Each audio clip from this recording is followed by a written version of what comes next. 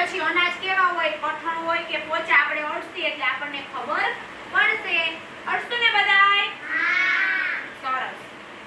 અને એના ગુણધર્મો કેવાના, કેમાંથી શું બને, એનાથી આપણે શું ફાયદા થાય, તમને ખબર છે? આજે હું પૂછીશ. ચલો યાના બેટા, આ કેવું અનાજ છે? બાજરો. સરસ. આ શું છે?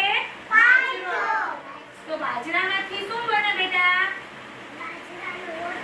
બાજરાનો રોટલો. ચાલો જી, આ જી, આ અનાજ કઠણ, આ પોચું છે કે કઠણ? અડી મને કેજી. કઠણ છે. બાજરો કેવો હોય? કઠણ. સરસ. મંત્ર, આ કયું અનાજ છે? હા, જો બધાય જોજો, આ શું છે? ઘઉંમાંથી શું બને બેટા? ભાખરી અને રોટલી જે આપણે જમવામાં લઈને. હવે આ કઠણ છે કે પોચા? અરજી, ઘઉં કેવા છે? કઠણ છે. ઘઉં કેવા હોય? કઠણ. સરસ. પછી આ કયું કઠોળ છે બેટા? ચોરી. શું છે? દેખાય છે બધાને? આનો કલર કેવો છે બેટા?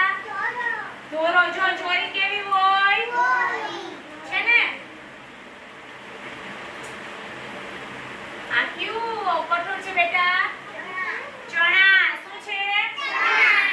ચણા. કઠણ હોય કે પોચા? કેવા હોય? કઠણ. કેવા હોય? આપણે નાસ્તામાં ચણા હોય? આજે હશે? સરસ. આ કયું કઠોળ છે બેટા? આનું નામ શું છે? મગ. શું છે? આપણે મગ ભાત ખાતા હોય ને?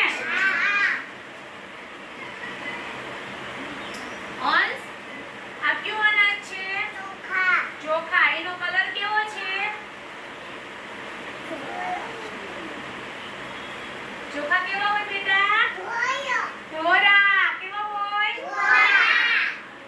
પછી આ કઈ દાળ છે? કોને ખબર છે?